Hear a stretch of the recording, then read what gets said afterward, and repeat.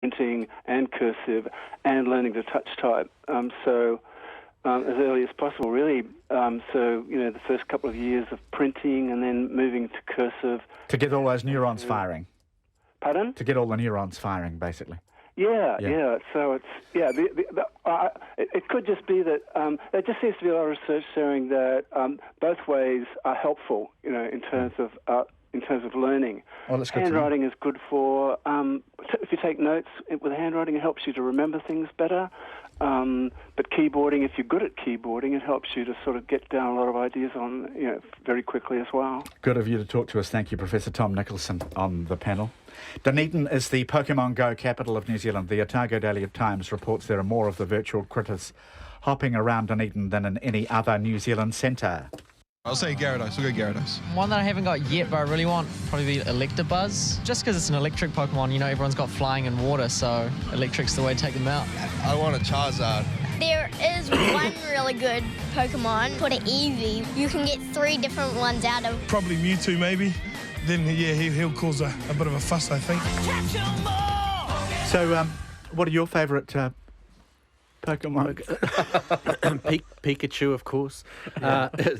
I'm old enough to have a son who was, there the first time round when Pokemon turned up as little toys and anime cartoons, and I was dragged along to those awful Pokemon movies, when he was a little boy, and oh God, they were sleep-inducing. Is your 8-year-old into it yet? Yeah, he is, and I had a conversation with my 8-year-old the other day when I was trying to explain to him what Bullrush was. Do you remember that, Bullrush? Yeah. And he said, where do I get? Which app store do I get that from? Do you think Bullrush and Pokemon Go would combine well? I'll pay to see that, actually. Our twins are forever hunting Ditto and Dragonite. New Zealand's Pokemon population tops 446,000 a day. According to Stats New Zealand, about 6,200 Pokemon are active across the country at any given moment. Is that the Pokemon? Not the people seeking them. Yeah, that's what you can find. Up. Is this how Lotto, because people have been talking about, oh gosh, I wish there was an adult version of this. Is this how Lotto should be run, to get people off their sofas and into the great outdoors? You just collect cash as you go round. Well, there's a theory. If the gamification of gambling is what you're talking about. The gamification of gaming. Yeah, the gamification of gaming. I don't know what the casinos would have to say about that. Because this is the headline today, lottery curse claims another victim. With Ontario man broke and in jail after $5 million win. It seems, according to the statistics quoted, that 70% of all big lottery winners go broke. That's because the wrong people win, I was going to Jim. say exactly that. I'd be fine. Well, I'm sure you, gentlemen of your sagacity, would not need the usual advice, which is usually take your time and think about it and get good financial, Why do you think lottery winners blow it? Got any good theories, Peter? You said it. It's who wins it. Yeah. And if you can imagine, given your background, you struggling all your life, and then all of a sudden, you have this windfall, and the first thing you spend it on is probably, if you're male, cars, bikes, girls, I think if you are struggling and gambling is where you're putting some of your money, you're probably a bit impulsive anyway. That's kind of an impulsive act to begin with. So you're probably going to be impulsive when you get the cash. Yep. Money tends to disrupt your life, and the more you let it change you, the worse you become, okay? Nonsense. People who are already introverted tend to become more anxious and suspicious after they win. Canadians tend to renovate. Americans move house immediately to areas of established privilege, like the leafy suburbs such as Devonport that you mentioned earlier, where there will be no housing density. Thank you very much. Is that what you mean? I've always thought I'd just go straight to the airport and just pick a plane and get on it. Peter Whaiafu, thank you very much for coming in. Nice to see you. Good to see you. And come back again. Finlay McDonald, thanks for your company. Thank you, James. Thanks, everybody. And Checkpoint with John Campbell's coming up.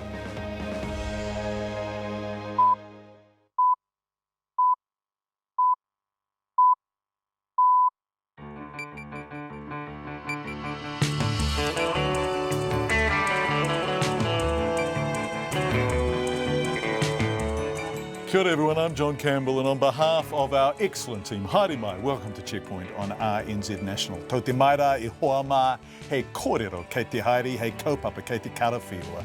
Tonight, Westpac branches from the far north to the deep south to close. Why? And what do the communities think? We asked them. 21,000 written submissions on a person's right to end their life. It's an unprecedented number. And we talked to the man charged with, well, finding some consensus out of all of that. New Zealand is out of the men's sevens, but Fiji is still in, and in a country that's never won an Olympic medal. That is really something. Fast food and schools, Sunny Tau and Kereru, Queenstown and arsenic, and the Reserve Bank and the effectiveness or otherwise of its cut. All of that and more in the next 89 minutes. But first, Katrina Batten with RNZ News. Kia ora, good evening. The Bankers Union says 19 rural Westpac branches from Kamo to Ranfurly could close, putting 72 jobs at risk. Westpac is refusing to confirm the numbers but says a proposal is before staff. It says more people are using online banking services. The First Union's finance organiser, Tali Williams, says Westpac should expect community resistance to the closures. Ms Williams says the bank should be ashamed to be cutting services when it made nearly $1 billion profit last year. The Prime Minister says he expects banks to pass on the cut in the official cash rate to their mortgage customers. The Reserve Bank has cut the OCR to a record low 2%. So far, only Kiwibank has passed on the full cut to its floating rate customers, but not to every account type. Westpac and ANZ have cut their rates by a lesser amount, although have opted in an increase in savings interest rates on term deposits. John Key says the rates are complicated by competition and banks own offshore borrowing rates, but he thinks most of them will eventually cut lending rates. It's kind of an easy thing to beat up on the banks, but I think for the most part, actually, I think they have generally been offering much lower levels of fixed rate mortgages to consumers. You can now borrow money at the better part of very low 4%, maybe even 4% itself. The Prime Minister, John Key. The Department of Conservation says justice has come to Sunny Tau for shooting Kereru and then covering it up. Tau was formally sentenced today by the Invercargill District Court to 3 months community detention, a nightly curfew, 100 hours of community work and $24,500 in fines. Tau was caught with 5 dead Kereru by dock staff at Invercargill Airport last June, but then conspired with his brother-in-law to try to shift the blame. A dock senior solicitor, Pene Williams, says the sentence is fair. Certainly is a fall from grace for Mr Tau, and that's been recognised by the court, that he has given a great deal to particularly Ngāpuhi iwi over the years. However, he also needs to understand, as he acknowledges, the distinction between law LAW and law LORE, and he's done that. Pene Williams says it took a year, but justice has been served. The Green Party says all international visitors should be made to pay a tax to protect the environment. The Taonga levy would be a $14 to $18 increase on existing border charges, with the revenue split between Predator-Free New Zealand and the Regional Tourism Facilities Fund. The Greens co-leader James Shaw says the levy would bring in tens of millions of dollars a year, which would go to pay for Predator-Free New Zealand and to help pay for regional infrastructure. The amount that will go to Predator-Free New Zealand actually adds up to nearly $1.5 billion by 2050. And if you consider the scale of the challenge of making New Zealand predator-free, that's going to put a significant dent in that problem. James Shaw says the tax would help small communities cope under the strain of tourism and keep the country beautiful. Medical staff in the northern Syrian city of Aleppo say at least 4 people have died and many more have been injured in a suspected toxic gas attack. The gas is thought to have been chlorine dropped in a barrel bomb on a rebel area of the city. The BBC's Brenda Marshall reports. The reported gas attack follows an intense battle for control of Aleppo, a city split between rebel-held areas and districts controlled by Syrian government forces backed by Russian air power. Both sides have previously accused each other of using chemical weapons, and both have denied it. The fierce fighting in Aleppo, where more than 2 million people are without electricity and running water, has led to a critical humanitarian situation. Russia now says it will suspend military operations there for 3 hours a day to allow relief supplies to be brought in. But it's not clear if all parties will observe the truce. Brenda Marshall with that report. 3 people are in police custody in Palmerston North after threats were made to a customer at a New World supermarket. The police say they're still working on the details of the threat. However, they said they were responding to reports the man had a gun and was threatening a customer in the store. The armed offenders squad was called to the store. In sport, the national men's sevens coach Sir Gordon Titchin says there isn't enough depth in New Zealand sevens to consistently challenge the world's best at the biggest tournaments. New Zealand failed to make the medal rounds in Rio, dumped out 12-7 by Fiji in the quarterfinals. The New Zealanders were hard hit by injury but only managed 1 win from their 4 games in Rio, an unacceptable result. And Titchin says New Zealand needs to build a larger core of internationally ready sevens players. Fiji's got more player depth in the world than anyone. They're brought up with the game, they know the game instantly. In New Zealand, we have lots of rugby players, but not a huge amount of depth in sevens players. And of course, all of my players aspire to be All Blacks. They aspire to be Super Rugby players. So you're looking to bring newer players in all the time. Sir Gordon Titchin says he consistently loses his top players to Super Rugby contracts and concedes it hampers the New Zealand Sevens team's preparation to win Olympic gold. Meanwhile, Chiefs midfielder Anton Leonard-Brown has been called into the All Blacks Rugby Championship squad as cover for the injured Sonny Bill Williams. Williams snapped his Achilles tendon in the men's sevens loss to Japan in their Olympic opener. New Zealand swimmers Corey Main and Bradley Ashby have failed to qualify for the finals of the 200 metres backstroke and 200 metre medley. Main finished 8th in his semi-final in the backstroke, which was won by Russia's Evgeny Rylov, while Ashby finished 6th in the medley, which was won by Japan's Kosuke Hagino. That's the news. A blow for Pine Tree. It's not easy when you've got to fight something like this, but he's fought a few battles before, so obviously quite a fight on his hands, but he will give it his best crack. Revelations from Nauru. It's not about finger wagging, it's simply about sitting down and understanding the legitimacy of these reports and where they come from. The big immigration question. What is the ideal population for New Zealand? How much is too much? Getting the answers. Guy Espiner and Susie Ferguson, Morning Report, weekdays from 6. Then on 9 to noon, glaciologist Trevor Chin on why Franz Josef and Fox glaciers are retreating so quickly.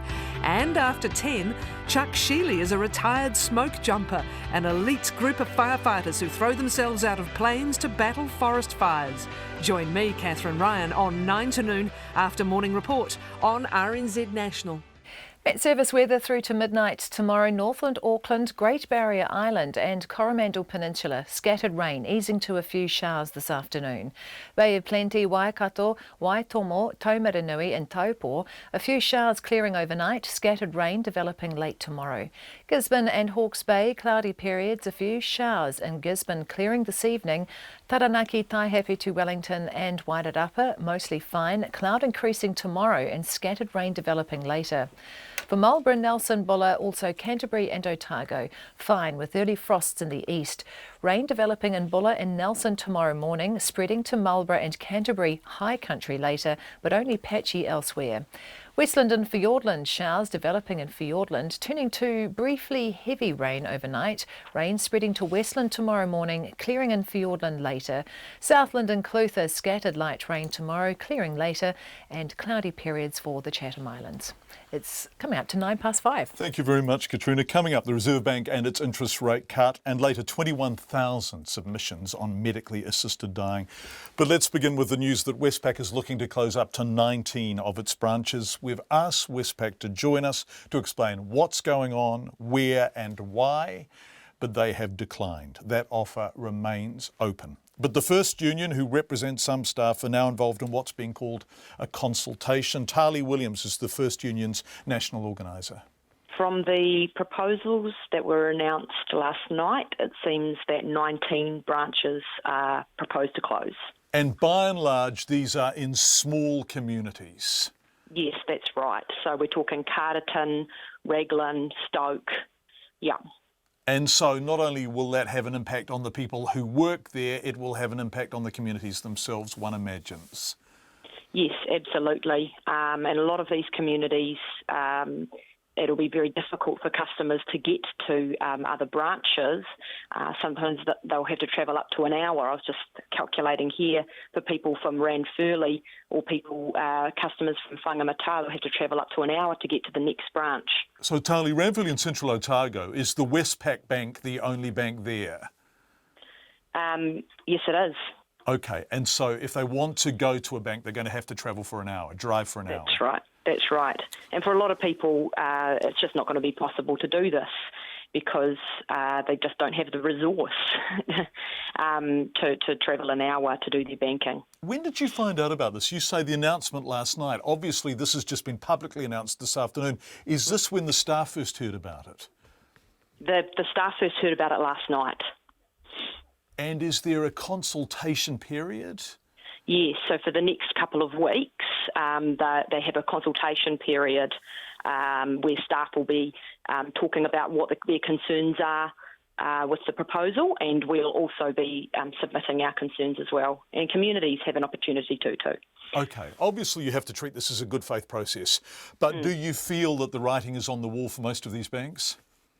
I feel that if there is not, basically at the moment what we're doing is we're calling on Westpac to do the right thing and keep the branches open. So there's no pressing need for Westpac to close any of these branches. And they've had very high profit margins last year, bringing in 916 million, record half-year haul of 445 million. They're one of New Zealand's largest and most profitable corporations. So we just don't buy it that they need to close these branches. Tali Williams from First Union. As you heard, Tali mentioned Ranfurly and Central Otago and Raglan on the Waikato coast west of Hamilton. Ranfurly really is a drive from the nearest bank. It's 90k on State Highway 85. And Tony Lepper, the Mayor of the Central Otago District, says that's not only a big blow to the businesses in Ranfurly who use Westpac to bank their cash, but to the wider region, a farming community that's also on the famous Central Otago Rail Trail. The Mayor says he's already talking to council staff about working with Westpac to try and keep the bank open.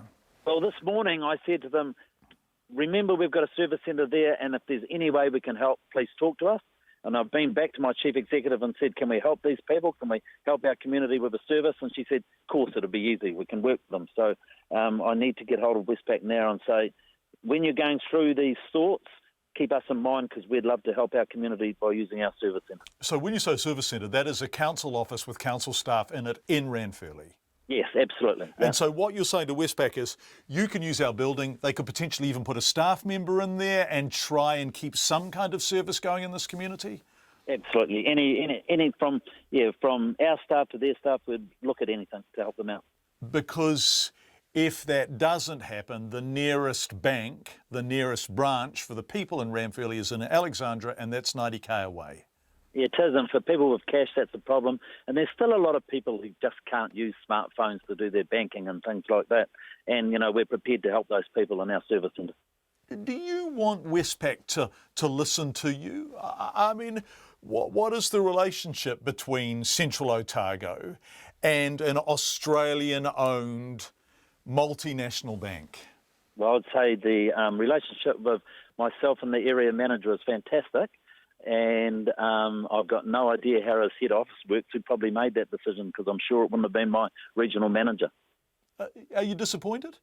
Oh, absolutely. We're always disappointed when we lose services. And it's a problem of our international banking system, isn't it?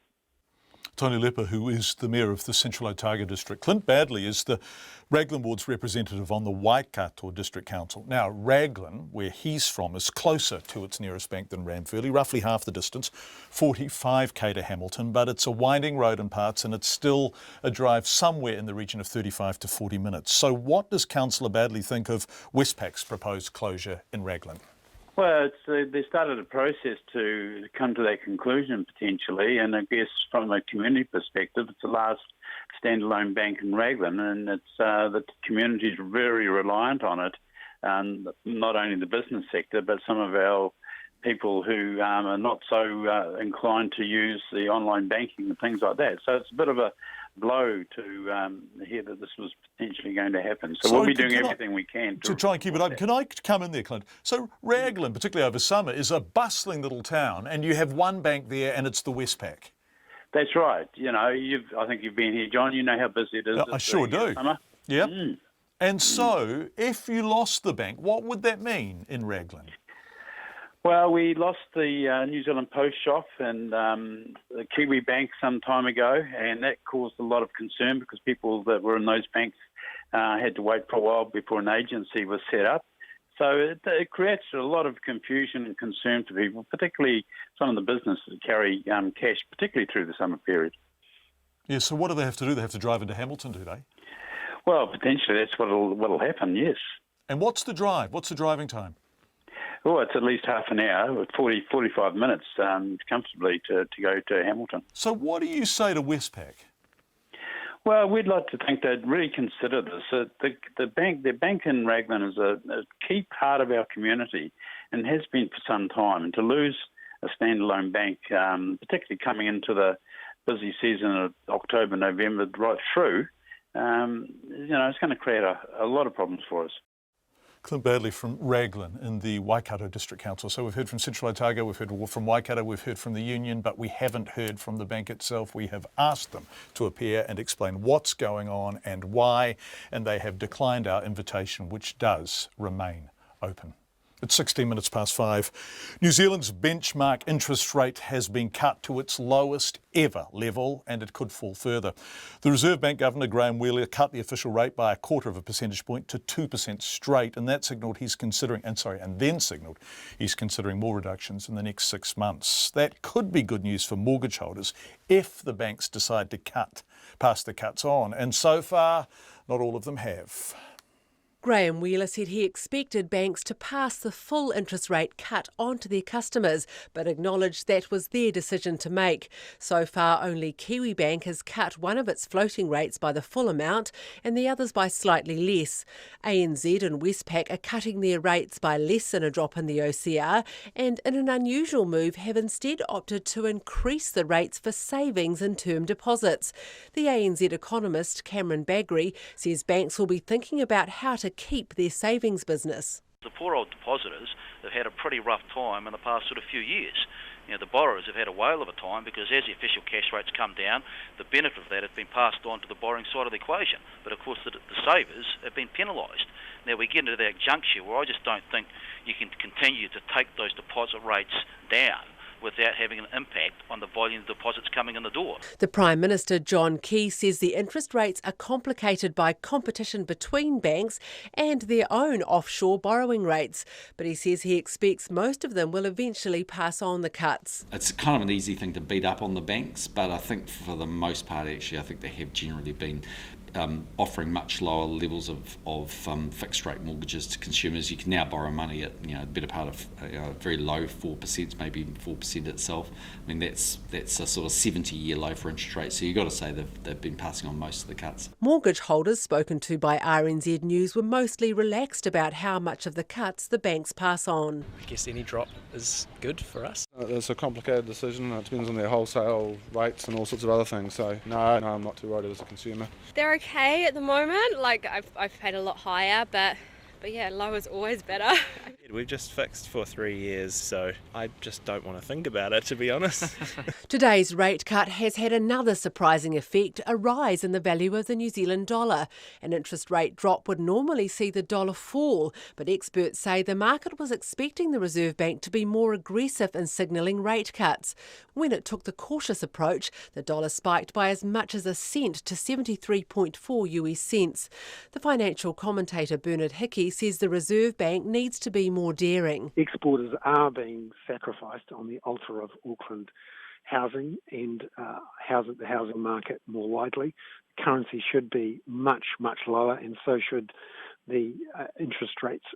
But because the Reserve Bank is worried about the financial stability risks of it, they are going soft and not being as aggressive on cutting rates as many people think they should be. Pipfruit New Zealand Chief Executive Alan Pollard says the spike in the dollar comes at a bad time for its growers who are bringing their overseas incomes home. But he says it's been a good year and most will be able to wear some loss. We certainly understand the dilemma the Reserve Bank has in balancing its drop in interest rates to try and sort of ease the export dollar while also trying to deal with the housing crisis.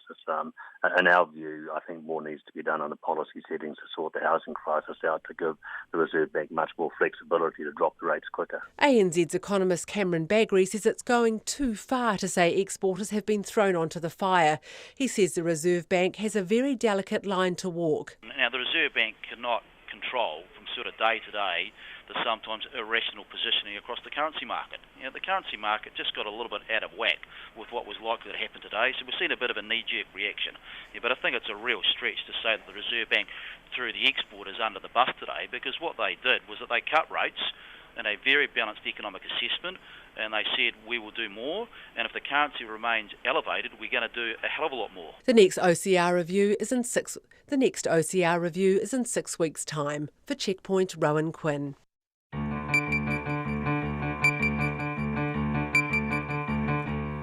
21 minutes past 5. Coming up on Checkpoint, could Fiji be the fairy tale of the Rio Olympics?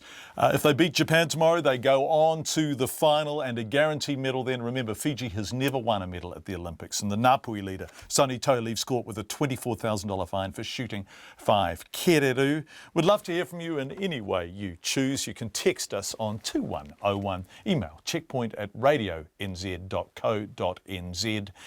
We're on Twitter and Facebook too, and if you live in one of those communities that looks like it is going to lose a Westpac bank and you bank with Westpac, we would really love to hear from you via text or email.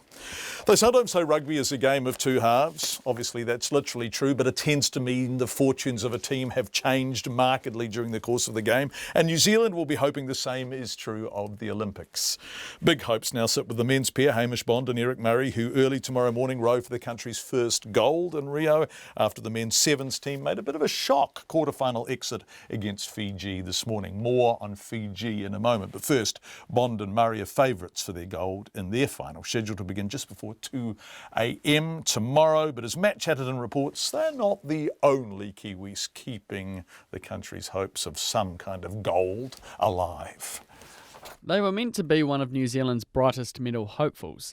Instead, the men's sevens team have crashed out of the Olympics without even making the semi-finals. After losing to Japan in their opener, they followed it up on day 2 with a 21-19 loss to Great Britain, which meant they faced world champions Fiji in the quarters. The well-marshalled Fiji team came up trumps 12-7 to continue a disappointing campaign. Coach Sir Gordon Titchens said it was a bitter pill to swallow. Certainly sad to be put out of the tournament and the most important tournament for us for 4 years, going to the Olympics for the first time. It's devastating. I feel for the players, but it wasn't to be. We just weren't good enough. There were mixed results on the water as sailors Joe Alay and Polly Powery made a good start to the defence of their 470 Olympic title and finished the day in second, but a late protest decision saw them fall to 10th.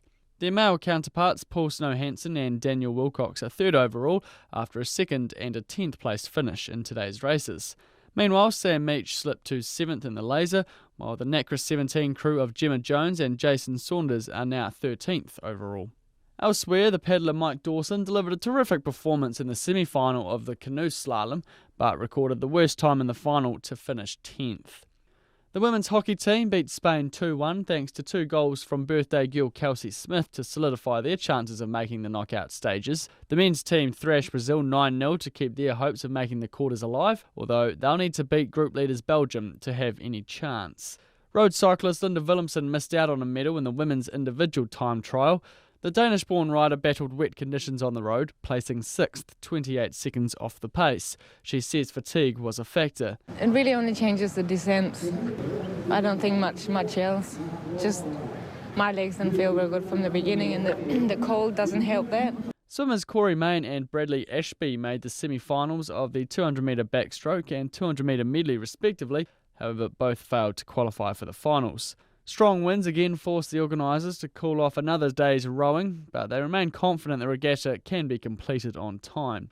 Later tonight, Danny Lee and Ryan Fox tee off in the men's golf competition, which returns for the first time in over 112 years. For Checkpoint, Matt Chatterton Tine.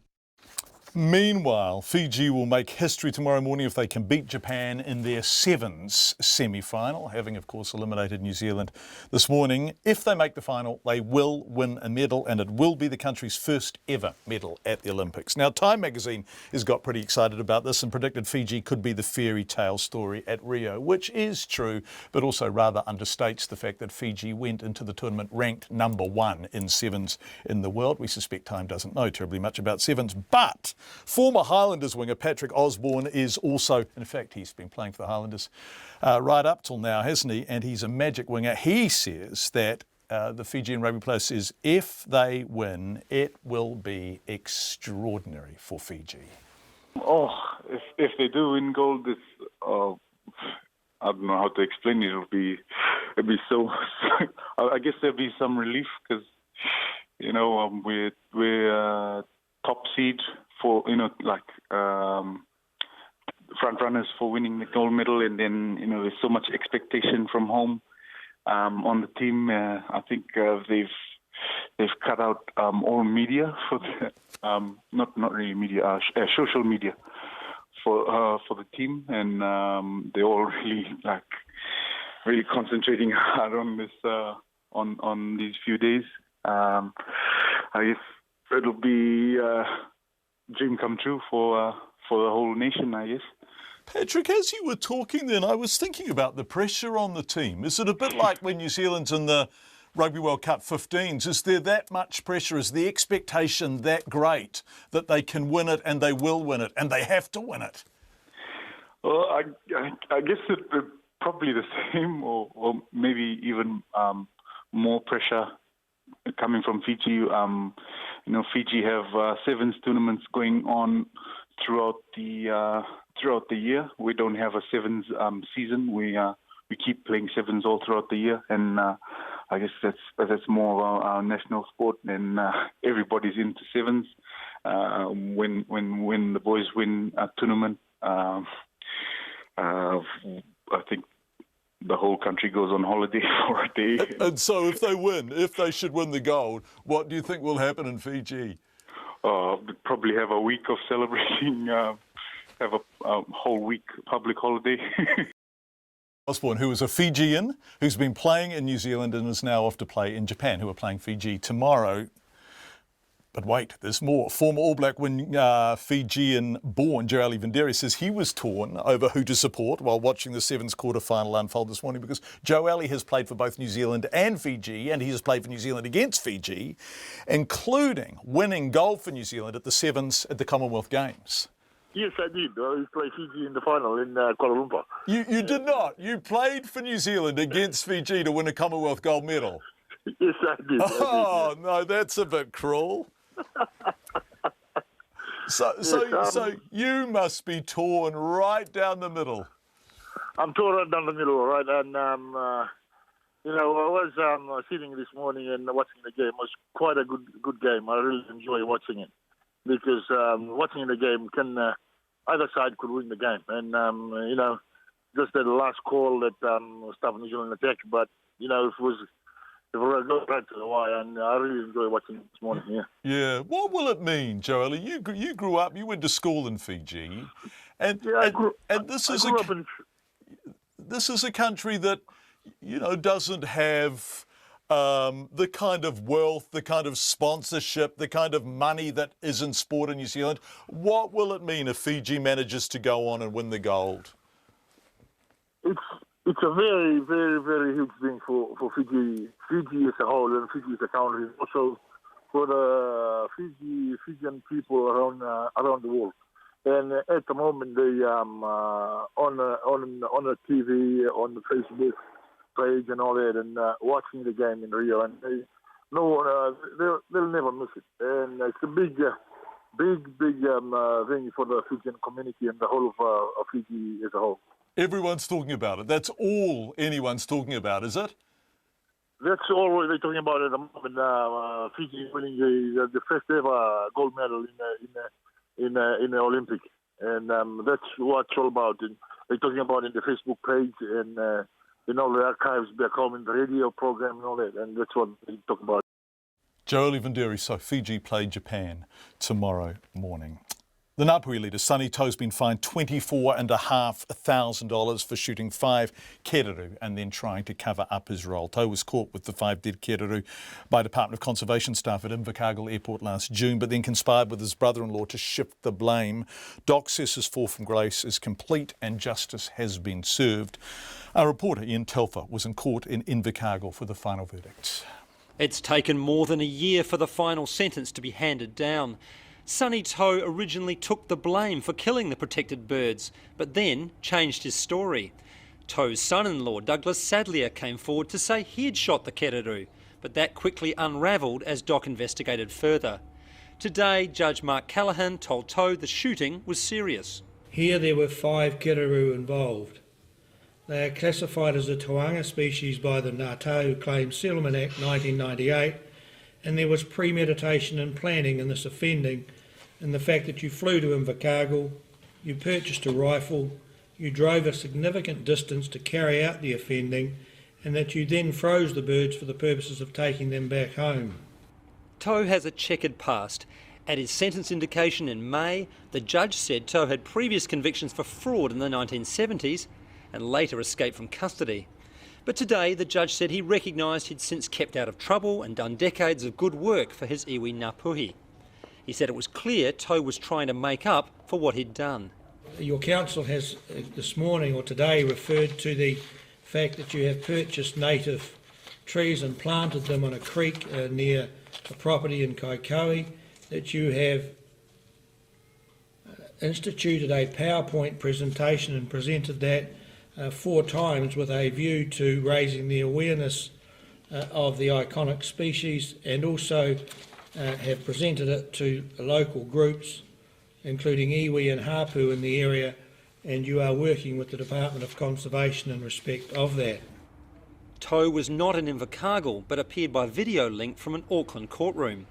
He stood quietly as the judge confirmed the sentence. That is 3 months community detention, 100 hours of community work and $24,500 in fines to Doc. His detention will mean he's under nightly curfew from 7 p.m. to 7 a.m. each day for the 3 months at his Kaikohe home. Outside court, a Doc senior solicitor, Penny Williams, said justice has been done. Certainly is a fall from grace for Mr To, and that's been recognised by the court, that he has given a great deal to particularly Ngāpuhi iwi over the years. However, he also needs to understand, as he acknowledges, the distinction between law LAW and law LORE, and he's done that. To himself wouldn't comment to media today, though some family and supporters sang a waiata as he left court. However, it's not likely he'll appeal. When the sentence was indicated in May, his lawyer said it was a fair outcome for the crimes he'd committed.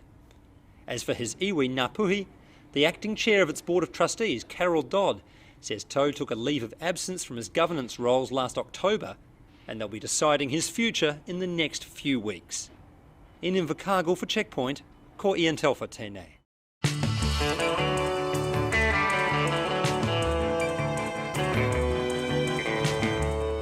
Coming up on Checkpoint, more than 21,000 people make submissions on Labour MP Marion Street's petition on a person's right to end their life. We think this is an unprecedented number of written submissions, and the community of Linwood celebrates a small win after the Christchurch City Council promises to look at the growing number of fast food outlets cropping up in the area and very near local schools. But first, here's Katrina Batten with the RNZ headlines.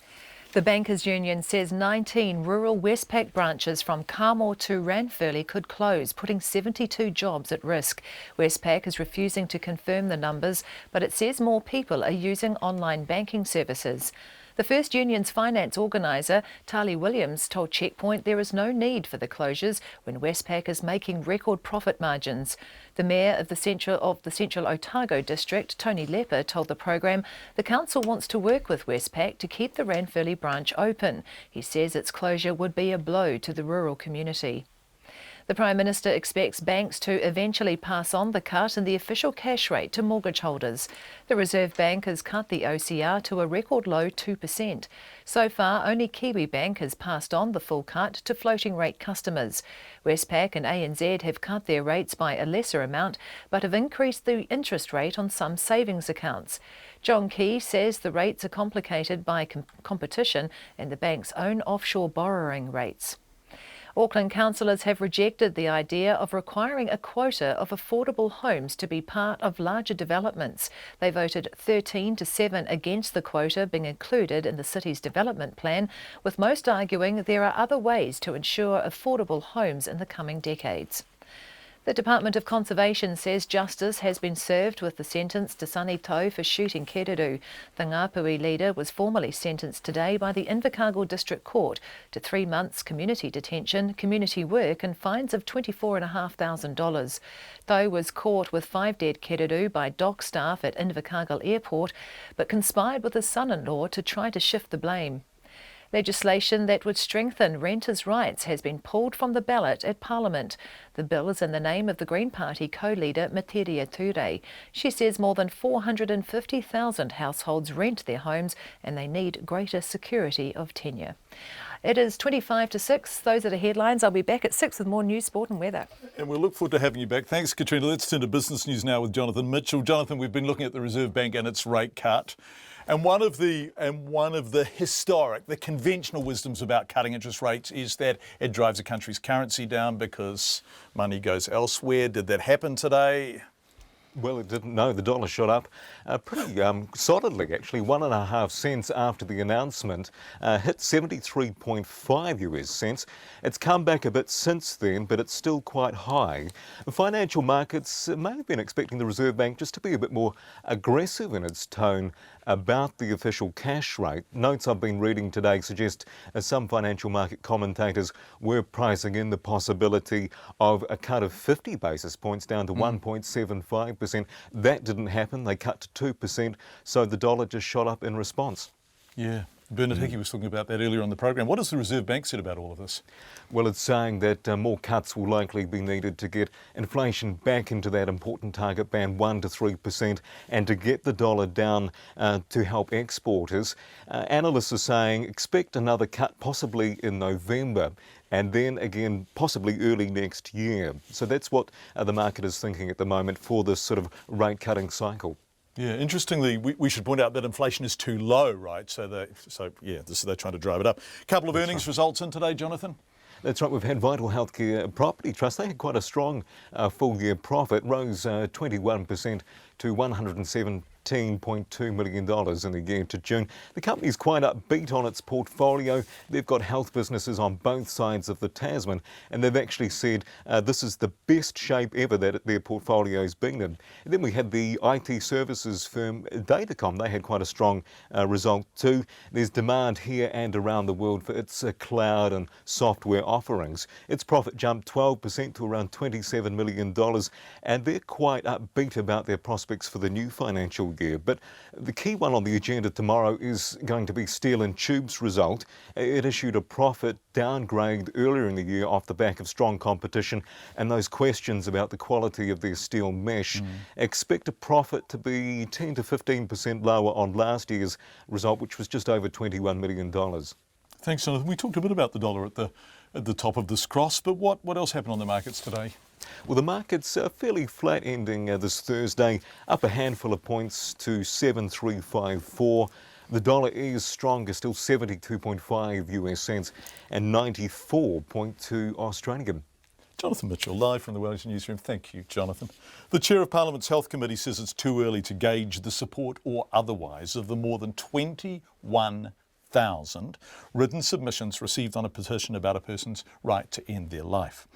The Health Committee will be hearing submissions later this month on the petition from the former Labour MP Marion Street. The petition asks that Parliament investigate public attitudes towards the introduction of legislation that would allow medically assisted dying in New Zealand.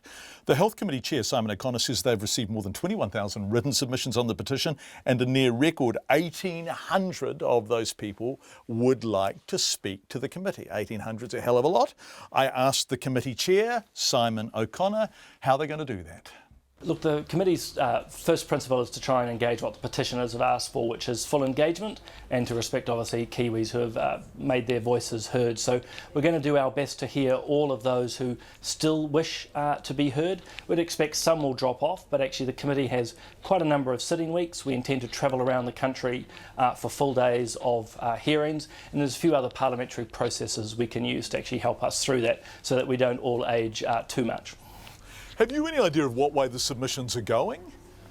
It's not clear to me at the moment. I've been skimming through them, but I have to say, in just that cursory glance from my side, it's not clear to me. What does your cursory glance tell you about the strength of feeling people have on both sides of the fence? Look, I'd say both sides, and those in the middle too, do feel this really strongly. Lots of personal stories being shared again from both sides, and then those in the middle often in, say, support but are wanting safeguards, or those against but seeing, hey, that there could be exceptions. But yeah, very strongly felt. So Simon, what's your mandate? What is the committee trying to come back with? Yeah, ultimately the committee wants to come back with a report. So this fundamentally is a petition. So the Honourable Marion Street and about 9,000 others signed a petition. So our first principle is to make sure we can go back to them and say, look, we've acknowledged what you've asked for, a full engagement with the public, and here's our response. This is what we've heard, and we want to feed that back, not just to the petitioners, but to the Parliament as a whole. So Simon, so at the end of this, potentially nothing may happen? That's our potential. There's a whole array of options, but I think it's important for listeners in particular to understand this is not a piece of legislation. This is not a bill under consideration. This is a select committee looking into a topic, as it does in a range of areas, but in this case around assisted suicide. Yes, often though, when a select committee is looking at a topic, it's after a first reading, right? Indeed. And so you're heading somewhere, potentially. In the end, you may be heading nowhere here. Look, there are absolutely multiple avenues. The other thing is, of course, it may head to make a series of recommendations to the Parliament to say, look, this is what we've heard. We think the government and the Parliament as a whole should be doing X, Y or Z. So nothing's an option. Lots of recommendations is an option, and everything in between. Do you think something has to be done? Do you think that there needs to be some greater clarity, a move, a change, a new law? What's your personal sense of this? Yeah, look, my personal views as separate from chairing the committee has been pretty clear and transparent from the start, and so far as I'm an opponent of assisted suicide. I don't believe in physician-assisted suicide or euthanasia, so I don't think there needs to be a law change, but I will see that there's a need for greater conversation, so I think this is actually something quite positive overall. Does your opposition come from your faith? You're a Catholic, right? I am a Catholic. It's not a faith thing in the first instance. I've spent a lot of time studying everything from ethics to human rights and philosophy, and also a lot of time actually around people who are dying. So I suppose fusing those two elements together has brought about my opinions. So they're not ideological, they're something that have formed over a long time. But I've always made the distinction, this is not primarily a faith issue for me. Okay, so I suspect everyone listening has an opinion too, so you're certainly not alone in that respect, but No. You are the head of the select committee. Will you be able to be dispassionate, I guess, in your final assessment of the pros and cons, the rights and wrongs? Let's make a couple of distinctions insofar as it's certainly dispassionate and objective when it comes to running the process.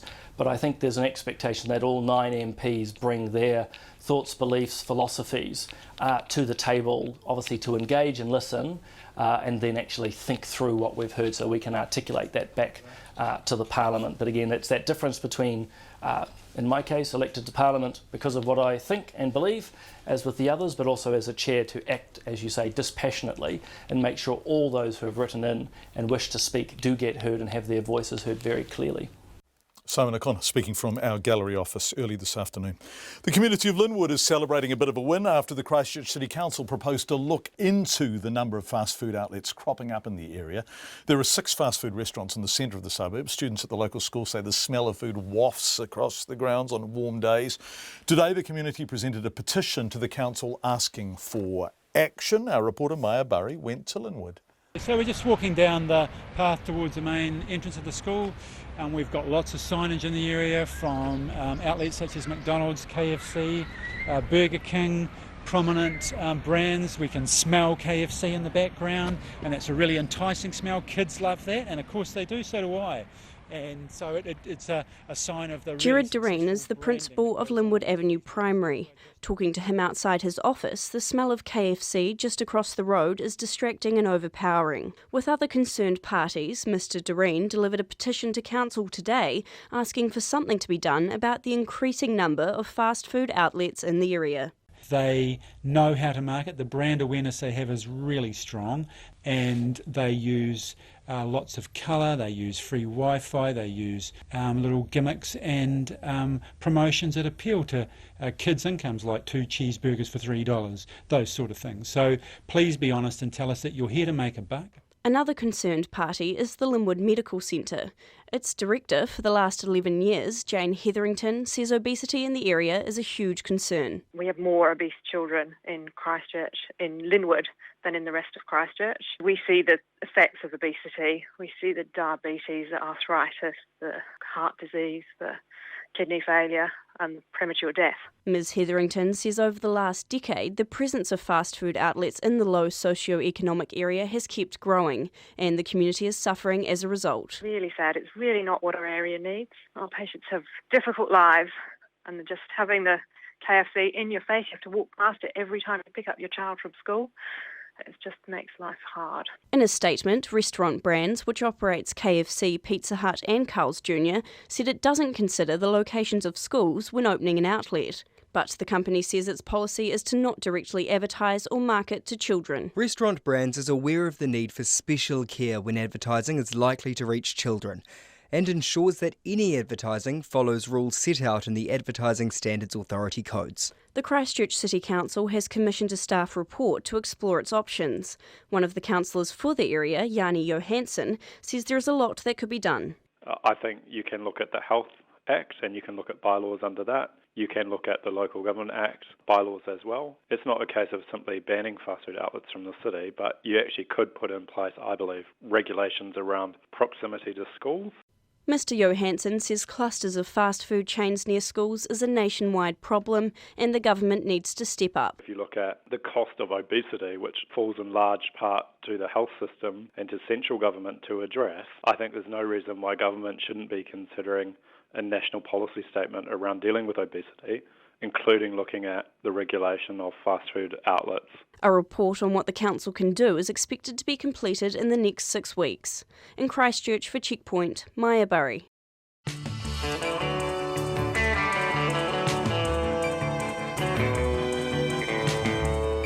13 minutes to 6. The Australian government has confirmed the authenticity of the documents leaked to the media from the asylum seeker detention centre on Nauru.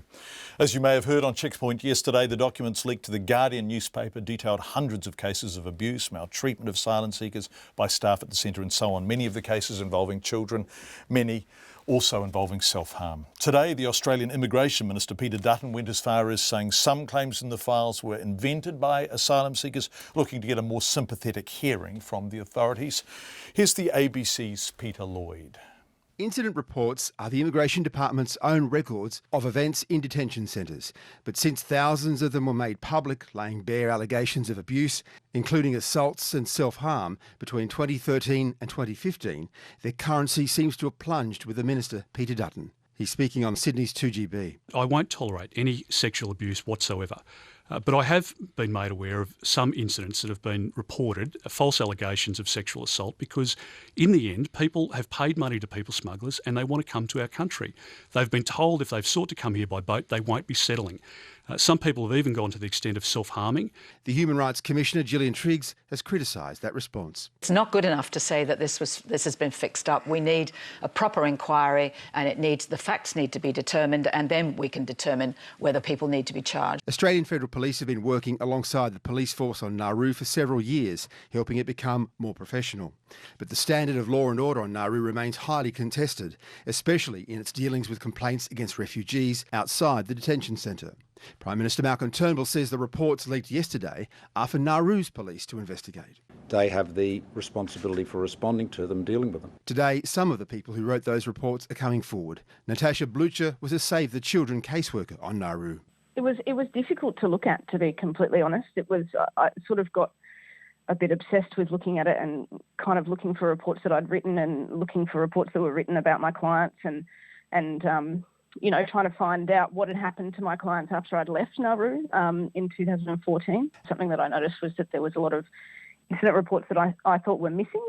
These are our reports. We've written them. This is what we did on a day-to-day basis, writing reports on incidents that happened and trying to manage those incidents and keep people safe. So, 100%, that's what we were dealing with. So there was a particular date, the 28th of September in 2014.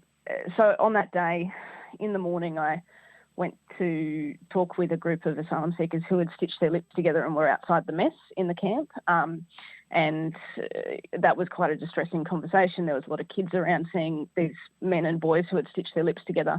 And then it seemed that afternoon was a blur because we were dealing with an enormous volume of mass suicide threats. I remember going into the Wilson security office and there was a white trestle table that was stacked with incident reports. The whole table almost was covered in kind of 2-inch high piles of incident reports. The report from our colleagues at the ABC, more than half of all beneficiaries now work and income money. And the debts have increased in every region over the last year. For example, Auckland's 51,000 beneficiaries owe on average $2,800. That's up $150 on a year ago. Budgeting services, that's because the benefit just isn't enough for many to survive on, forcing them to rack up even larger loan debts to wins. Here's our reporter, Alex Ashton. Samantha lives in Whangarei on a sole parent benefit, which supports her and her 7-year-old son. She gets $523 a week. Minus her rent, she has $233 left. I pay my water, my power bill, I pay my phone bill, I pay for my car, my warrant, my regos and food. So there's not really a lot left after that. Samantha's racked up a $2,000 debt to work and income for loans. Bonds, car repairs, just the usual things that I honestly can't afford myself. Samantha pays back work and income $36 a week. It comes out of her benefit, which is paid by work and income. She's among company. Figures released to Checkpoint show 60% of beneficiaries now have a debt to wins. The Green MP, Jan Logie, says that's up from 49% when National came into power in 2008. She says the increase is because the benefit is no longer enough to survive on. The stories I hear are genuinely distressing of people struggling to pay for going to the doctor, struggling to pay that power bill, having to choose whether they go to their child's school concert or whether they buy bread that week. In the last year alone, debt in every region has gone up. Auckland's 55,000 indebted beneficiaries owe, on average, $2,810. That's $150 more each than last year. Does it surprise you to hear that 60% of beneficiaries now have a debt to work and income? No, it really doesn't. Daryl Evans runs the Mangere budgeting service. He says the service is having to send more people back to work and income for loans because the benefit hasn't kept up with the cost of living. For example, he says poor people used to live in state houses and pay 25% of their income for it. Sadly, in 2016, many of our families are paying up to 65% of their weekly income to the landlord. So, of course, that leaves very little left over. One, to put power on to keep the house warm, especially through winter. But two, more importantly, there's very little money to put food on the table. It's a vicious circle. People are paid a benefit, they run out and then they need to take a loan. But that loan is then repaid out of their benefit, so they end up with even less each week. So they borrow more. The more debt you owe them, the less you have in your weekly benefit because it's being taken out in advance. The total debt owed to work and income sits at nearly $1.3 billion. Most of it is for overpayments by work and income. That's followed by grants for things like car repairs, clothes and dentistry. And the smallest amount, 14%, is money owed for fraud. The Minister of Social Development, Anne Tolley, denies that more people borrowing from work and income shows the benefit isn't enough to survive on. but she acknowledges it's tough living on welfare. It is really hard. It is not a huge amount of money, but that's why it's always been talked about as a hand up rather than a hand out. That's why we work so hard to help people get into employment, because if you're on a benefit, you know, it might go up CPI, but it's not like being in an employment ladder where, you know, you get annual increases, etc. And Tolly, ending that report from our reporter Alex Ashton. It's 6 minutes to 6. We saw a lovely story in the ODT this morning about a Dunedin school that's come up with a novel way of getting their kids to school in icy conditions. In short, they make a pedestrian crossing with towels, a makeshift path so that children don't slip over on one of Dunedin's steepest streets, although, boy, there's competition for that title. The principal of Ravensbourne School is Megan Odgers, and I asked her what the weather was like when we called this morning. A beautiful sunny day, a bit frosty this morning, but most of it is melted. Gorgeous day out of my office window that looks across the Otago Harbour. Oh, blue sky? Blue sky, blue harbour, absolutely gorgeous. Oh, magnificent, but a bit frosty in the morning, is it? It has been a bit frosty the last few mornings. Yesterday, incredibly frosty. -2 when I got to school yesterday morning. And what time was that? 7:45. And so by the time the kids were arriving at, say, 8:30, what, have you reached the princely total of 0? If we were lucky yesterday. Wow. If we were lucky. I don't even know that we'd got to 0 by 8 or 8:30 yesterday morning. And so you build a kind of unique sort of pedestrian crossing to get the kids over this. What do you do? We take towels out of the cupboard and lay them across the road. The road's been gritted, but the kids actually can't cross it because it's quite a steep road. Not quite as steep as Baldwin Street, but pretty steep. And we often park at the bottom of the hill because it's too icy to drive up. So the wheels just slip on the ice. You don't actually make it up the hill. No. So we put the towels across and then the kids cross the road safely. Yep, that's what we do we're a small school, 2 k's away from the stadium. And it's almost rural. It's a really awesome spot to be. Yeah, I bet it is. Gosh, that must be a lovely scene, the kids tiptoeing across the towels. They love it. They think they're quite cool. And then the kids pack them up in the afternoon and hang them over the radiators. And in the morning we put them out again. That's some good Otago pragmatism. I tell you, sometimes you just got to do what you got to do. Yeah, beautiful. So how do the kids get to school if you can't drive up the hill? Can they walk up the hill? The footpaths would be slippery too, wouldn't they? Paths are slippery, so we do have quite a few come late on those days. But they've been skating out on the playground. They skate up and down. It's the highlight of their lives. What, they just go on the netball courts or whatever? They're just skating around? Outside, they're on their shoes and they play ball and all sorts of things. It's just fun. Yeah. And somebody said, do we bring them in because they're not safe? No, they're actually having a little bit of fun. It's okay. It's controlled, but fun. Any little accidents? We haven't yet, no. Gosh, that's good, isn't it? They're well trained. Well trained, because it's very steep. And one of our dads, there's a walkway from us up to the houses at the top. He quite often carries the kids down to the next level. And then they hobble down the steep, slippery slope and across the road. And if the dad didn't do that, basically they wouldn't be coming to school. No, they'd slide down the hill. Magic. That's the joys of winter, isn't it? And the joys of having a small school where you can do lots of little things that make a difference. What's your role there, Megan? 37. 37 children? Yep. Gosh, you're not that far from town, are you? You're just around the corner, aren't you? 2 k's from the stadium, or 2 k's from the centre of town, really. Yeah. Lovely spot, but very cold in winter. Let's head from Ravensbourne and Dunedin to the Queenstown suburb of Frankton, where a public meeting is being held tonight to tackle the problem of high levels of arsenic in some of the region's soil. Emile Donovan reports. The affected soil was taken from a residential subdivision in southeast Frankton. It was imported in the 1990s by the developer Remarkables Park Limited, or RPL, to establish roads and berms in the area, but RPL says it wasn't used within sections.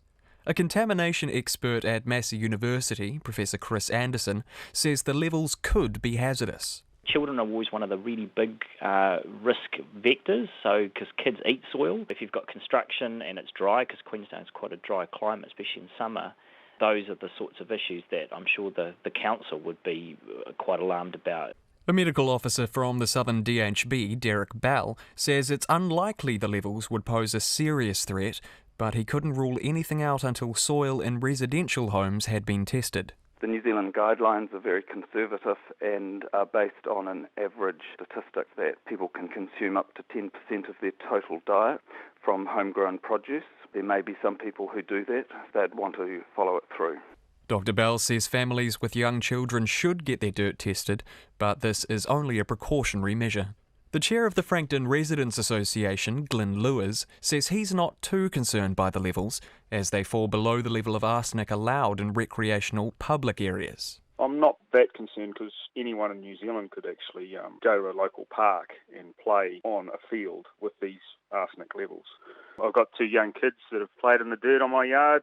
If that's the worst exposure they get to a substance in their lifetime, I'll be quite happy. Mr Lewis says if arsenic is discovered in residential soil, there are worries it could knock local house prices. Just like some people won't buy next to a power line or some people won't buy next to a cell phone tower, it's just the same. Some people won't like to buy next to a property that's got a high arsenic level written on their limb.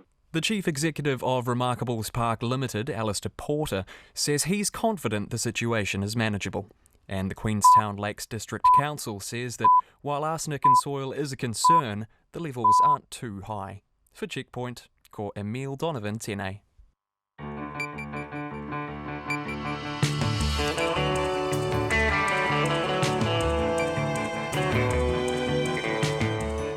Kia ora everyone, you are with Checkpoint on RNZ National. However you're joining us, whether it's on the radio, screening live on Freeview Channel 50 or streaming live on the RNZ website, thank you for being with us. In the next 30 minutes, more than 70 jobs could go as 19 Westpac banks from Carmore in the far north to Ranfurly in central Otago face closure. The Reserve Bank Governor, Graham Wheeler, cuts the official cash rate by 1/4 percentage point. Is it enough to do what he hopes that it will do? And Sky TV fronts up in the studio to talk about whether New Zealanders are getting enough free-to-air Olympics coverage on Prime. All of that and more in the next 29 minutes. But first, Katrina Batten with RNZ News. Ngā mihi nui, good evening. The Bankers Union says 19 rural Westpac branches from Carmore to Ranfurly could close, putting 72 jobs at risk. Westpac is refusing to confirm the numbers, but says a proposal is before staff. It says more people are using online banking services. The First Union's finance organiser, Tali Williams, says Westpac should expect community resistance to the closures. These communities still need face-to-face service. Online transactions are just not going to cut it. For farmers making major financial decisions or the elderly who may not necessarily have those resources at their disposal or understand them. Tali Williams says the bank should be ashamed to be cutting services when it made nearly $1 billion in profit last year. The Central Otago Mayor, Tony Leopard, told Checkpoint he's offering Westpac Bank space in the council building so it can continue to serve the local community. The Finance Minister says it's not up to the government to tell banks what to do in terms of passing on the latest official cash rate to borrowers. The benchmark interest rate has been cut to a new record low, and the Reserve Bank has signalled it's prepared to go lower if need be. Here's our political editor, Jane Patterson. The Reserve Bank Governor Graham Wheeler cut the rate to 2% this morning to counter weak inflation pressures and a high-flying currency. The country's biggest bank, RNZ, has cut its lending rates but also raised its deposit rates to encourage savers. It says cutting lending rates any further would only fuel an overheated housing market, which would be irresponsible. The Finance Minister, Bill English, says it's the bank's own business what they do as a result of the OCR cut, but he says borrowers can take action of their own by either changing banks or demanding lower rates. From Parliament, Jane Patterson. Auckland councillors have rejected the idea of requiring a quota of affordable homes to be part of larger developments. They voted 13-7 against the quota being included in the city's development plan, with most arguing there are other ways to ensure affordable homes in the coming decades. The council had proposed the idea to the independent panel, which has rewritten the city's development plan, but staff agreed with the panel's view that the idea be thrown out.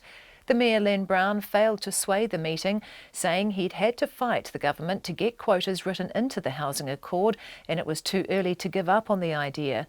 The failed idea was that 10% of larger developments be affordable homes that could be sold and resold only to buyers who met income criteria. The Department of Conservation says justice has been done for Sonny Toe's actions in shooting Kereru, then covering it up. The Ngāpuhi leader was formally sentenced this afternoon in the Invercargill District Court to 3 months community detention, 100 hours of community work and fines of $24,500. Ian Telfer reports from Invercargill. Sonny Toe was caught with the 5 dead Kereru by dock staff at Invercargill Airport last June, but conspired with his son-in-law to try to shift the blame. A dock senior solicitor, Penny Williams, says Toe's had a large fall from grace after giving a great deal to Ngāpuhi.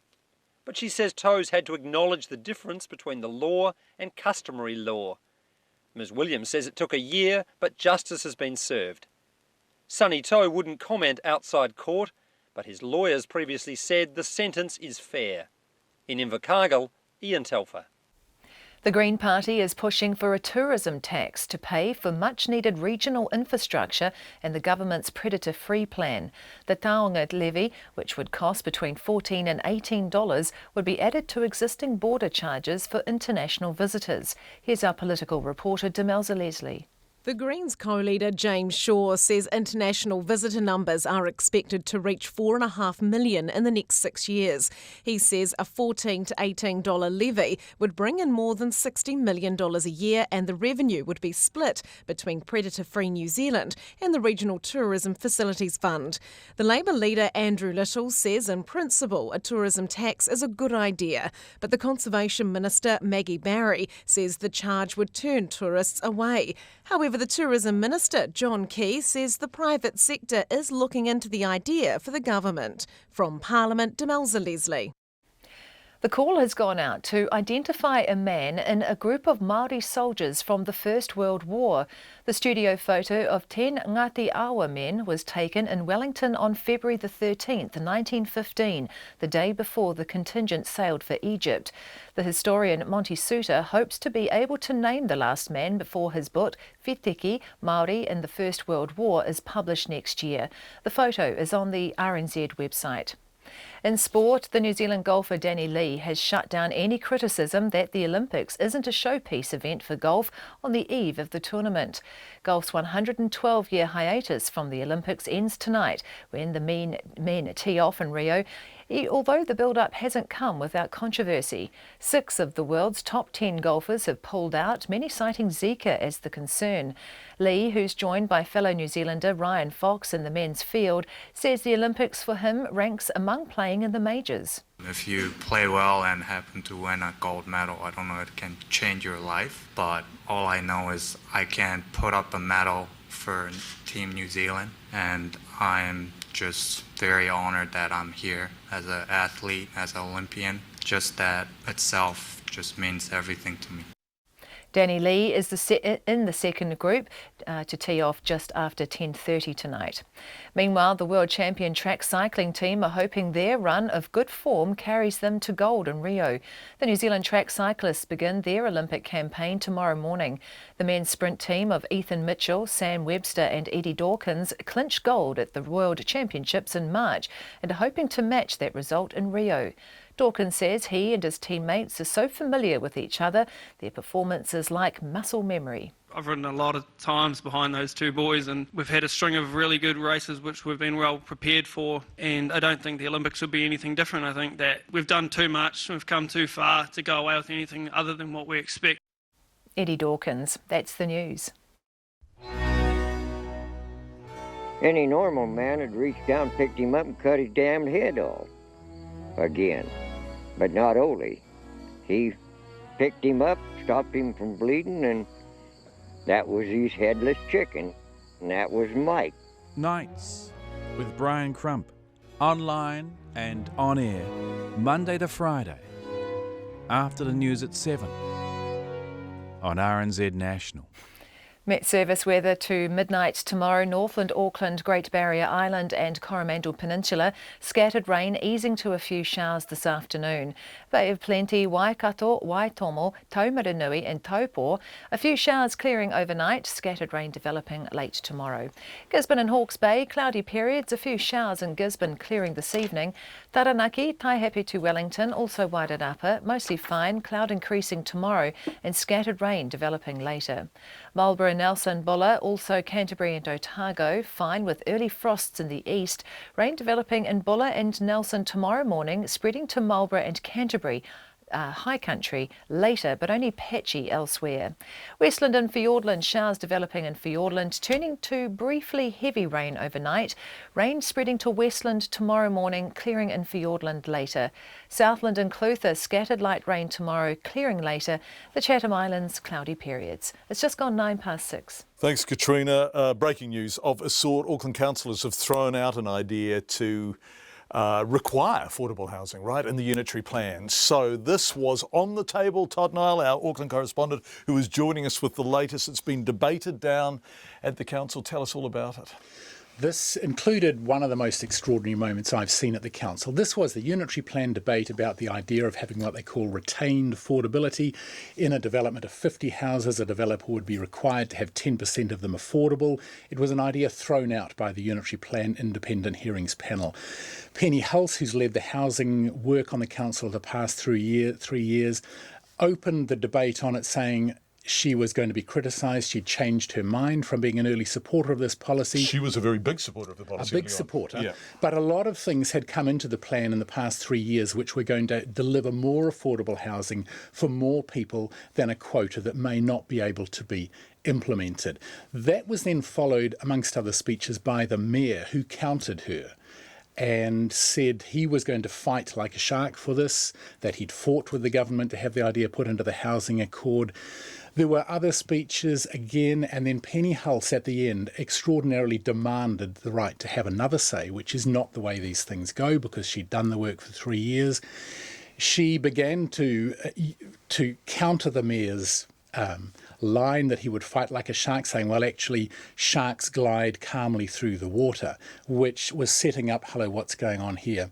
There was an interjection. She stopped, looked quite emotional, closed her eyes, looked down, and then this is how she restarted. Oh, Penny, you're doing good. Come on. I've spent the last 3 years working on this issue.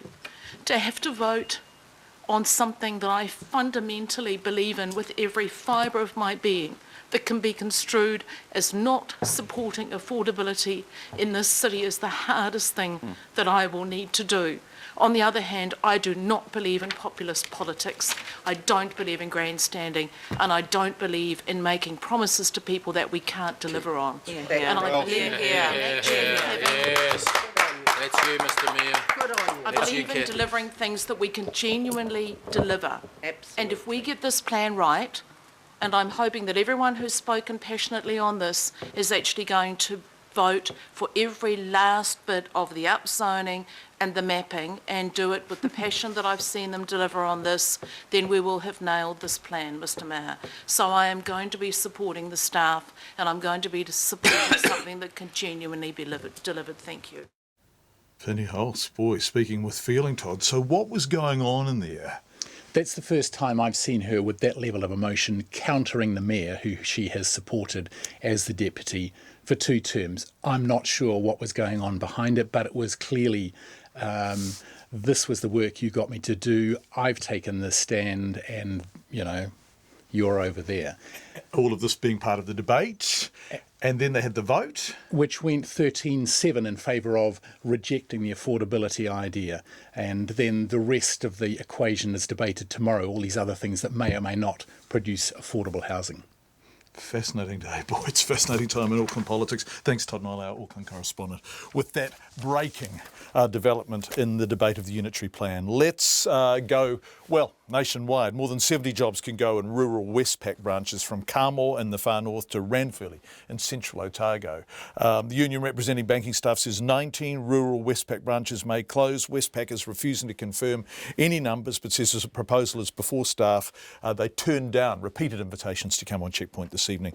But a short time ago, long after the news was made public, Westpac did call the mayor of the Otorahanga district to give him a heads up. They may lose their local branch. Max Baxter says the possible closure shows the disconnect between the government's agenda to stimulate growth in the regions versus the behaviour of multinationals like Westpac. Max Baxter joins us on the phone now. Welcome to Checkpoint, Max. What did Westpac say to you? Yeah, thanks, John. Yeah, at this stage, they just mentioned that they'd gone through consultation with staff and there was a proposal to close the local branch. Right, what impact will this have on the town? Otorohanga, for people who don't know it, is between what? Hamilton, Te Awamutu and Te Kuiti, right? Correct, halfway. Yeah, just north of the Waitomo Caves. Yeah, that's right. And it's a thriving little rural town now. How many banks you got in the CBD?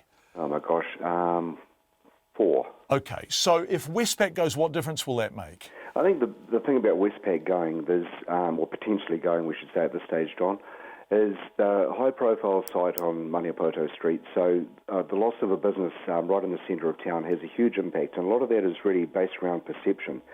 You know, if you look at towns traditionally, and banks certainly in towns, you know, banks are an indicator really of wealth and the vibrancy and the future of a community. So when you lose banks, you're almost saying to the people, hey, we're not as economically viable as we once were, or there's no longer a need for the banks in town.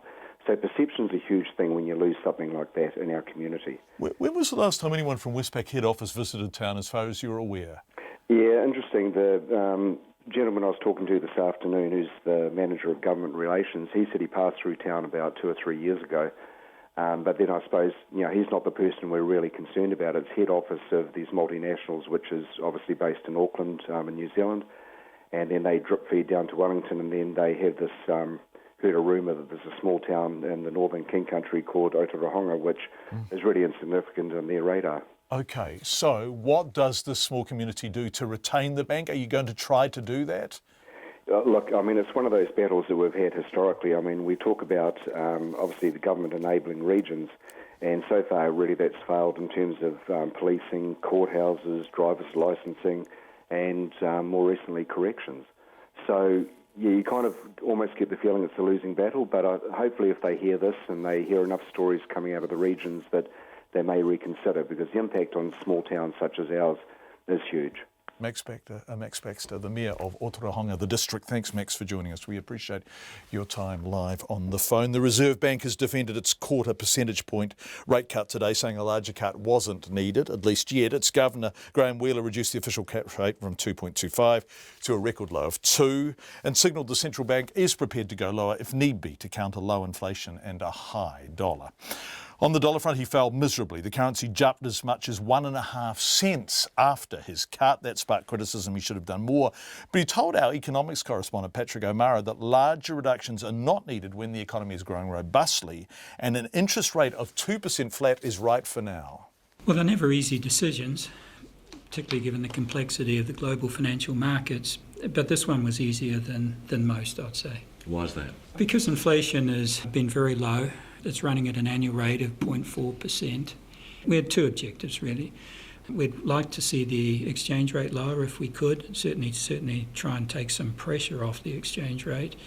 And secondly, this concern that low inflation may lead to a fall in inflation expectations, which becomes self-perpetuating and leading to further lower inflation. I think on the dollar, you almost sound resigned that it's not going to happen necessarily. It's a complex market, and we saw recently where the Bank of Japan introduced negative interest rates and their exchange rate appreciated.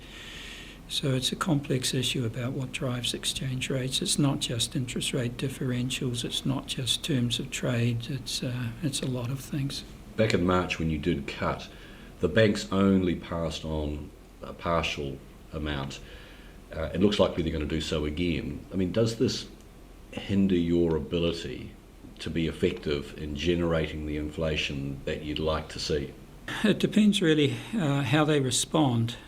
I mean, to the extent that they cut lending rates, and we would like to see some of this passed on, their issue is, well, how much do they cut mortgage rates as opposed to lending rates for things such as agriculture and business? And to the extent that we see those costs coming down, then that will stimulate activity, and over time that extra activity may lead to more inflationary pressure.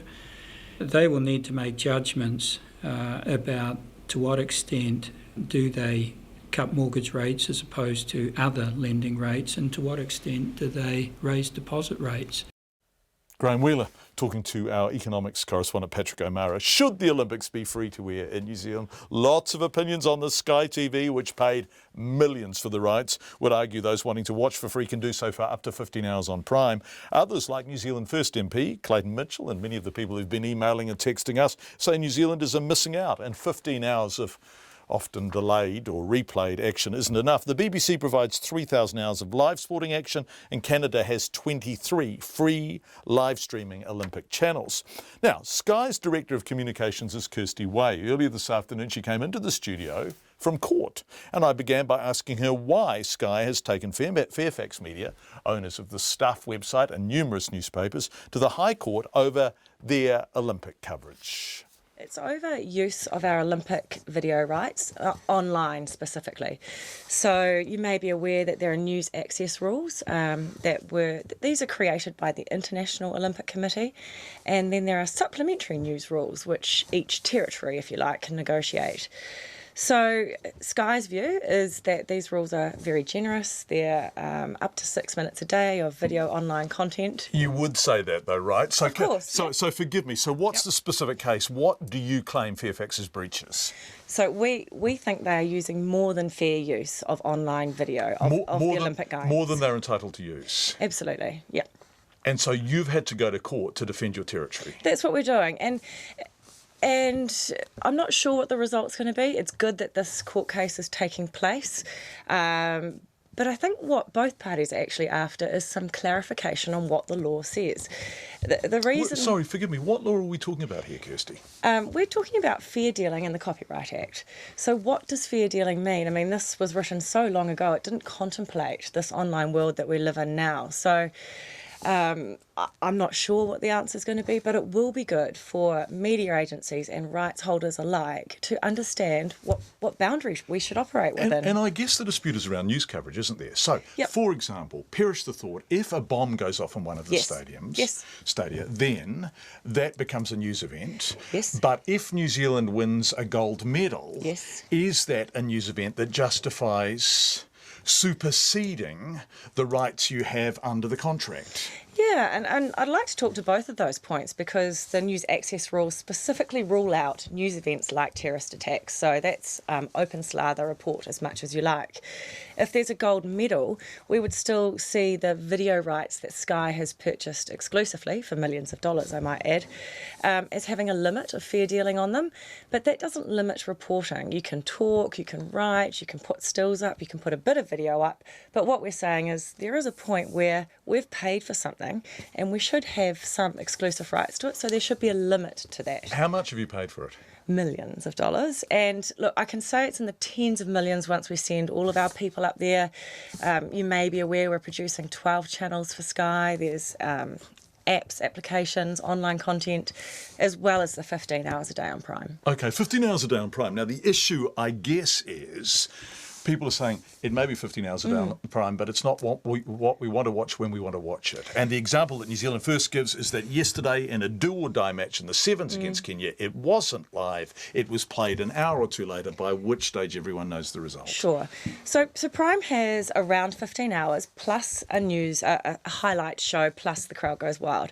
So I think anyone would agree that for a free-to-air channel, that's taken over most of its content. And I don't think, thinking back to when another party had the rights, any free-to-air channel has shown anymore. I understand that everyone, especially in this digital world, has come to want everything on tap, live and now. It's a commercial world that we live in. We have paid really a lot of money for these rights, so we need to hold something back for the pay platform. And that's absolutely what you do. I mean, you're in the business of selling television. You buy the rights to the Olympics so that you can get more Sky subscribers. That's right. The business you're in. On the other hand, the dear old taxpayer is saying, yeah, but we funded this team. You've spent millions of dollars on getting the rights. The taxpayers spent millions of dollars on getting them to Rio. Why can't we watch them compete live? Well, there's two revenue streams, aren't there? So our millions of dollars go to the IOC, and that indirectly does fund the New Zealand Olympic Committee. And I would strongly suggest that the coverage on Prime for a free-to-air channel is brilliant. I mean, there is live coverage on there. I mean, it has been reported that there's not, but there is. The Women's Sevens, it was live. And I think that this, live versus delayed impact is compounded by the time difference in Brazil. So why would we play something live at 2 a.m. when no one's watching it? Is it not better to maybe push it out a couple of hours and put it in a good viewing time? Kirsty, you and I both know if it's a gold medal event or something New Zealand's competing in or something that really matters to you, you want to watch it live, right? Yeah, and we have done that with some events like the Women's Sevens, and we will do again. Okay, so give me an example of something big that is going to be live on Prime. Something big and important to New Zealand. Look, to be perfectly honest, John, I've been quite busy with a few matters and I don't know the schedule inside out, but the Women's Sevens was big and it was live. Okay, so that's one example. Are there others? There will be, yes. I mean, it's a 16-day event. There will be others. Kirsty, you talk about the Women's Sevens. Clayton Mitchell, the New Zealand First MP, who's doing work on this, has just put out a media release as you're in the studio. And he said, once again, the New Zealand Men's Sevens this morning wasn't live, and this was the game that saw them eliminated from the Olympics. It was run delayed, and he says in the UK, the BBC is doing 3,000 hours of free Olympic coverage, much of it live. Sure. Well, the BBC have won these rights and paid for these rights, and they're not behind a paywall, so that's the situation for that country. So public money and public broadcasting in the UK. But then that question comes off Sky and it has to go back to the government. Do you want to pay those tens of millions of dollars that Sky currently pays? Or will TVNZ? Or will TV3? I mean, it's an open market. Everyone had a chance. The interesting thing is Kirsty Way said as she was leaving that Sky in fact ran at a loss covering the Olympics out of London. So whilst they need the Olympics to get subscribers, it is not hugely profitable for them as a one-off event. We would love your feedback on this. Text 2101 or email checkpoint@radionz.co.nz and we will bring you a sample tomorrow night. The Green Party wants all international visitors to pay a tax to go towards the cost of infrastructure and to help with the government's predator-free dream. The Taonga levy, which would cost between $14 and $18, would be added to existing border charges, with the revenue split between Predator-Free New Zealand and Regional Tourism Facilities Fund. Our political reporter Demelza Leslie has more. The Greens co-leader James Shaw says international visitor numbers are expected to reach 4.5 million in the next 6 years. He says a $14 to $18 levy would bring in tens of millions of dollars a year. Which would go to pay for Predator-Free New Zealand and to help pay for regional infrastructure. The amount that will go to Predator-Free New Zealand actually adds up to nearly $1.5 billion by 2050. And if you consider the scale of the challenge of making New Zealand predator-free, that's going to put a significant dent in that problem. The Labour leader Andrew Little says in principle a tourism tax is a good idea. We're supportive of a tourist levy. I'd like to see a properly struck tourist levy being used for things like Predator-Free New Zealand, as well as ensuring that we have good tourist facilities, especially in the regions that are struggling to cope with growing tourist numbers, and a bit of supplementary income for DOC. But the Conservation Minister, Maggie Barry, says the charge would turn tourists away. Tourism is a huge earner for us. It's overtaken dairy now as a major earner for New Zealand. We don't want to kill the goose that lays the golden egg. You have to be very careful. They are looking at doubling the amount of money that visitors would pay to come to New Zealand. I think that could actually be a real discouragement. And again, it's proof that they haven't thought it through. It's ill-conceived and could actually really harm our economy. However, the Tourism Minister, John Key, is a little more open to the idea. The private sector in New Zealand has been undertaking a review itself about whether a tourist levy of some sort should be potentially suggested to the government.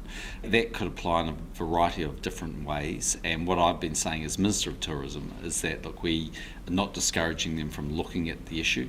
When we get their results and findings and recommendations, as the government will go away and consider whether we want to adopt that or not. James Shaw says a $14 to $18 tax is not a big cost. It's still very small in comparison to the ticket price for people who are coming in and out of New Zealand, who are flying all the way here and then all the way back home.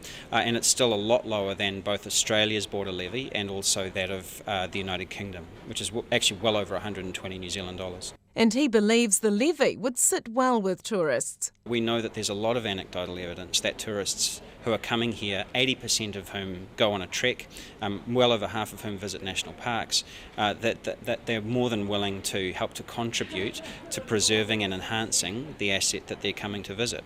So it's really about the experience that New Zealand visitors have. The Green Party says small communities are straining under the pressures of tourism, and the government should do more than the bare minimum to help them. From Parliament for Checkpoint, Demelza Leslie. This US presidential election has had everything, way too much of some things, but it hasn't had a man using suction cups to climb the side of Trump Tower in Midtown Manhattan until, ladies and gentlemen, today. Here is the report on the aforementioned individual who got to the 21st floor of the 58-storey building before someone yanked him inside, from Gavino Garay. The man scaling his way up Trump Tower, the headquarters for the election campaign of Donald Trump, has been pulled to safety. New York police responded to the 58-story Manhattan building with the city's Special Operations Division and placed an inflatable landing pad along the street below, which they blocked from traffic. Despite several earlier attempts to bring him inside, the man continued to scale the tower's glass exterior above an outdoor patio a number of stories above ground. At one point, a window was smashed open on the 16th floor, but the man continued climbing even higher. There was no immediate word on the man's motive. The incident comes amid a heated election atmosphere, with Trump trying to steer clear of controversy over his headline-grabbing comments. I was just watching that. Actually, that was a seriously nutty thing to do, and I'm delighted he's in one piece. Whatever his motive was, that is the end of Checkpoint for tonight. Thank you for being with us. We'll be back tomorrow night at 5.